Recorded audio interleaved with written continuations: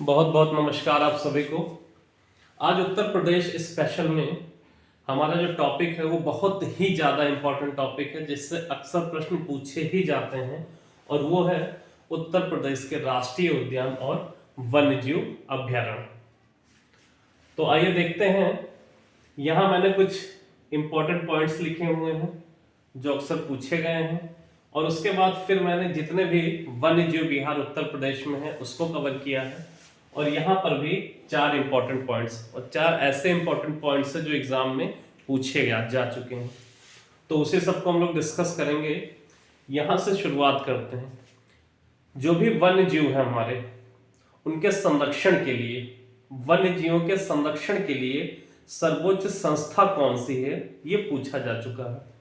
तो देखिए, वन्य जीवों के संरक्षण के लिए जो सर्वोच्च संस्था है वो भारतीय वन्य जीव बोर्ड है। भारतीय वन्य जीव बोर्ड सर्वोच्च संस्था है वन्य जीवों के संरक्षण के लिए। अब दूसरा इंपॉर्टेंट क्वेश्चन जो पूछा जाता है कि भारतीय वन्य जीव बोर्ड का अध्यक्ष कौन होता है। तो अध्यक्ष कौन होता है? प्रधानमंत्री। वन्य जीव बोर्ड का अध्यक्ष प्रधानमंत्री होता है। इसके बाद ग्रेटर नोएडा, देखिए ग्रेटर नोएडा में एक नाइट सफारी पार्क खोला जा रहा है। अभी पूरी तरीके से बनकर तैयार नहीं हुआ है, फिर भी पूरी रूपरेखा तैयार है। तो ये एग्जाम की दृष्टि से बहुत ज्यादा इंपॉर्टेंट है, क्योंकि ये भारत का पहला नाइट सफारी पार्क होगा और विश्व स्तर पर देखें तो चौथा, इसलिए बहुत ज्यादा इंपॉर्टेंट हो जाता है ग्रेटर नोएडा में नाइट सफारी पार्क। अच्छा, ये क्वेश्चन और अक्सर पूछता है कि ग्रेटर नोएडा यूपी के किस जनपद में है। ग्रेटर नोएडा, कई बार कंफ्यूजन हो जाती है कि ग्रेटर नोएडा खुद एक जिला है, बट नहीं, ग्रेटर नोएडा किस जिले के अंतर्गत आता है? वेरी गुड, गौतम बुद्ध नगर। ठीक, गौतम बुद्ध नगर जिले के अंतर्गत ग्रेटर नोएडा आता है। इसके बाद देखिए, राष्ट्रीय उद्यान की अगर बात करें तो यूपी में एकमात्र राष्ट्रीय उद्यान है, और वो है हमारा दुधवा नेशनल पार्क, दुधवा राष्ट्रीय उद्यान। और है कहां पर? लखीमपुर खीरी। इसको याद नहीं करना है, बस थोड़ा सा समझ लेना है। दूध से क्या बनता है? खीर। और खीर किसकी बनती है? दूध की।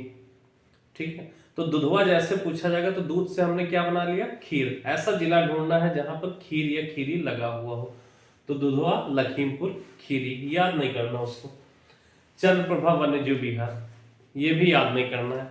बस देखिए आगे के 3 लेटर, इसमें भी चंद लगा हुआ है और यहां भी चंद लगा हुआ है, तो पूछने दीजिए चंद्रप्रभा ना। हमको तो कुछ याद ही नहीं करना, हमको तो चंद ढूंढना है ऑप्शन में। चंद्रप्रभा, चंदौली।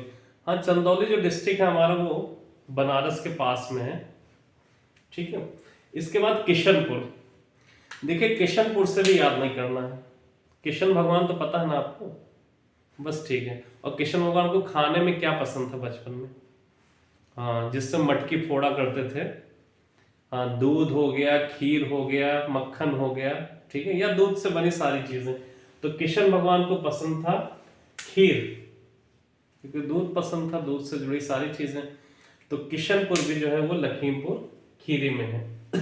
इसके बाद है करतनिया घाट। देखिए करतनिया घाट वैसे बहुत ज्यादा फेमस भी है, कई लोग घूमने भी गए होंगे, फिर भी हम लोग रिलेट करते हैं घाट से। अच्छा, घाट का क्या व्यू होता है? घाट होता है कोई नदी का किनारा है, सजा हुआ है, हरियाली है, तो बस घाट के व्यू से हमें ढूंढना कि कहीं घाट पे बैठे हैं, घूमने गए हैं, तो सब कुछ हरा भरा दिख रहा है। अब कौन से डिस्ट्रिक्ट है जिसमें हरा लगा हुआ है? अच्छा, ये बहराइच है। बहराइच में हरा लगा है, तो घाट में हरा हम ढूंढेंगे, क्योंकि घाट पर हम लोग हरा भरा माहौल ढूंढते हैं। इसके बाद राष्ट्रीय चंबल। देखिए राष्ट्रीय चंबल वन्य जीव विहार से सबसे इंपॉर्टेंट क्वेश्चन जो बनता है, जो अक्सर पूछा जाता है, वो ये नहीं कि किस जिले में है, वो प्रश्न ये बनता है कि राष्ट्रीय चंबल वन्य जीव विहार का प्रशासन किन किन राज्यों के हाथ में है। क्योंकि एकमात्र ऐसा राष्ट्रीय उद्यान, मतलब राष्ट्रीय उद्यान कह रहा हूं, वन्य जीव विहार है जिसका प्रशासन 3 राज्य मिलकर देखते हैं। यूपी हो गया, एमपी हो गया और राजस्थान। यूपी, एमपी और राजस्थान। तो ये जरूर याद रख लीजिएगा, चंबल का राष्ट्र प्रशासन जो है यूपी, एमपी और राजस्थान 3 राज्यों के पास है। जबकि ये आगरा, इटावा, औरैया डिस्ट्रिक्ट्स में फैला हुआ है। इसके बाद आता है हस्तिनापुर। देखिए, हस्तिनापुर का नाम कोई नया नहीं है। हस्तिनापुर तो हम लोग महाभारत काल से सुनते आए हैं, और हस्तिनापुर बहुत बड़ा साम्राज्य था। हस्तिनापुर बहुत बड़ा था क्योंकि पांडव, कौरव सारे लोगों का साम्राज्य था। तो इतना बड़ा साम्राज्य था, तो यहाँ पर भी तो सबसे बड़ा है। प्रदेश का सबसे बड़ा यहाँ पर भी जो वन्यजीव विहार है वो है हस्तिनापुर। और बड़ा है तो कई डिस्ट्रिक्ट्स में फैला है, मेरठ है, बिजनौर है, मुरादाबाद है, इन सब डिस्ट्रिक्ट्स में फैला हुआ। इसके बाद कछुआ वन्यजीव विहार। देखिए, कछुआ तो हमने देखा ही होगा, गाँव से अगर थोड़ा सा जुड़े होंगे तो एक पतला वाला केंचुआ होता है जिसको कहते हैं, और एक कछुआ होता है। तो केंचुए या कछुए को हम लोग सणसी से पकड़ते हैं। हाथ से छूने में थोड़ा अच्छा नहीं लगता तो सणसी से पकड़ते हैं, बस इतना याद रखिएगा। कछुए को कैसे पकड़ते हैं? सणसी से। तो वाराणसी जिला हो जाएगा ये। इसके बाद महावीर स्वामी। देखिए, महावीर स्वामी सबसे छोटा वन्यजीव विहार है। महावीर स्वामी, देखिए इतना बड़ा नाम था, इतना बड़ा नाम था, पर हमको याद रखना जस्ट अपोजिट चीज। महावीर स्वामी एक बहुत बड़ा नाम था, पर वन्यजीव विहार सबसे छोटा है, और जो कि कहां पर है? ललितपुर। देखिए, महावीर स्वामी भी एक जैन धर्म के इतने बड़े तीर्थंकर थे, और आपको पता है कि लास्ट और 24वें तीर्थंकर भी थे। यहाँ पर भी हमको नाम है और जिले में भी नाम है। ललित भी किसी का नाम है और महावीर स्वामी भी किसी का नाम है, तो इससे भी रिलेट हो जाएगा। अब आइए एक नजर 2 मिनट में हम लोग रिलेट करते हैं। चंद से चंद, चंद्रप्रभा चंदौली, किशनपुर आपका लखीमपुर खीरी। देखिए, किशन से हम लोगों ने रिलेट किया था किशन भगवान को, और खीर खाते थे। घाट कैसा होना चाहिए? हरा भरा होना चाहिए।